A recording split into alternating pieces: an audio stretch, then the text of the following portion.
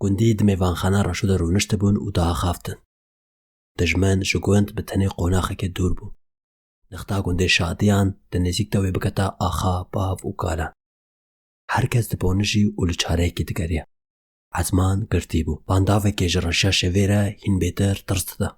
Di vê gavê de derî bi şîdet vebû. Qiralê çiyan, qoçoyê pola ve heşt mirovên xwe ve ket hundir. Cilên wan şil bûn. Av di tivingên wan re dihata xwar.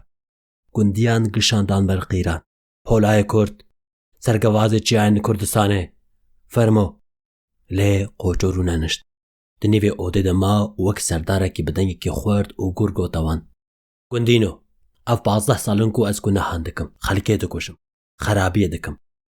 Stranê min di van rêlên rojnedîtî de hatin gotin. Lê ji dihê vir de ji devê tu kesî dernakevin. Belkî ji bo me hemûyan ev şev li ser axa Welêt şeva me adawiyê be. Ji bo avêtina gunehên xwe ji ser xwe me sond xwariye ku dijmin ji Welêt derxim. Sorahiya rivîna agirê êsingan di tivikê de li dîwaran diheşiyan. Pola li dora xwe dinêrî, çavên wî diçirsî. Çil gundî tev de rabûn û gotin, em jî son dixwin. Em jî biterene, pilengê Kurd. Di wê gavê de jinişkê ve derî vebû. Jinîkeke sirav, narîn û şirîn. Wek pelekî dara bi şengê li ber bayî ket hundur û got: Ez jî bitere me. Ez jî mêrê pola. Gundiyan gişand bi dengekî weke ken kir qîr. Gula qehbek. Gula bênamûs. Gulê ji gund bû. Berî çend salan bavê wê bi zor ewdabû yekî. Gulê rojekî mêrê xwe kuştibû. Ketibû pê qoçû û li ser çiyan pêre digeriye. Gundiyan bi çavekî nebaş lê dinêrîn, her gav jî re dijûn dikirin û deriyên xwe her gav lê dikirtin. Ji tirsa qoçû nebûye belkî ew dikuştin. Lê ne tehqîra gundiyan ne jî tajanga qoçû ji gulê re ew rê nedida berdan. Gava qoçû ew dida ber tajanga. Gulê digot: Li min xe pilingê min, li min xe. Heya destê te biweste. Tu jîna min î. Ez goriya te me. Bête ez nabim. Di çiyan de bi qoçû re ger, tişkeftan de raketin, di berfê de qufilîn, ji re bextewariyeke mezin bû. Wê şevê gulê dîsa digirî.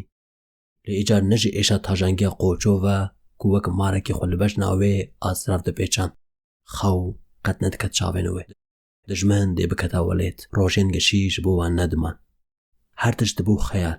Dengê topên dijmin gelek nêzik de hatin bihîstin. Çiyayên qoçû ên serbest diketin destê dijmin. Jina gund a pîs li ser vî halê bigirîn difikirî. Çara xelasbûnê digeriye. Divî bû ku gundê xwe, welatê xwe, çiyayê xwe û serbestiya pilingê xwe pola ji dijmin biparêze. Ji nişkê ve rabû. Tiştek hatibû bîra wê. Xencereka bi şiv girt ji şikeftê derket. Riya alê dijmin girt û winda bû.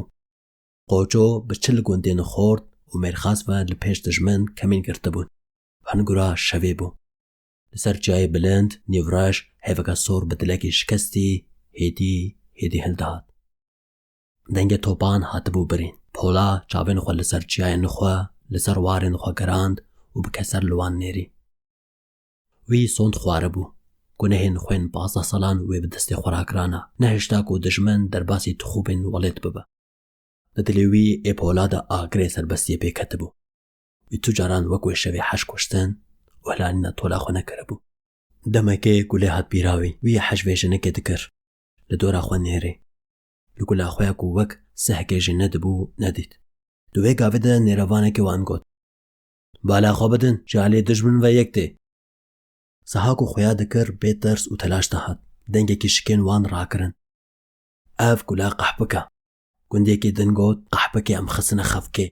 Tivingê berdê pola, ew rêberiya dijmin dike. Qoçû rûyê xwe tirş kiribû. Rehên wî lê kişkişîn. Kûr li pêş xwe dinêrî. Wî jî gotinên gundiyan rast didîtin. Gulê li cem dijmin çi dikir? Nexwe cihê wan şanî dijmin kiribû. Qehbetî kiribû. Qoçû dibin ronahiya hêva sor re tivinga xwe tirêşî gulê kir û got: Ha ji te re gulê. Berê dijmin berika pêşin para te be. Berekê wek qîrekê tariya şevê çirand û armanca xwe asrav wek çarşeveke hevrê şîm raxise erdê. Piştre qoçû rabû ser xwe û ji gundiyan re got: Sûbin hevalîno, em ê nexta dijmin bigirin. Çûn. Lê dijmin bê li ber xwedan revîn. Kurd ketin asîgehê. هر در والا بوو. بتەنێ دە ئۆدەێک دە تشکی عجب دیتن. سەرێ زابەت دژمن ji laşê wî hatibû birên û mezel bixwîn bû.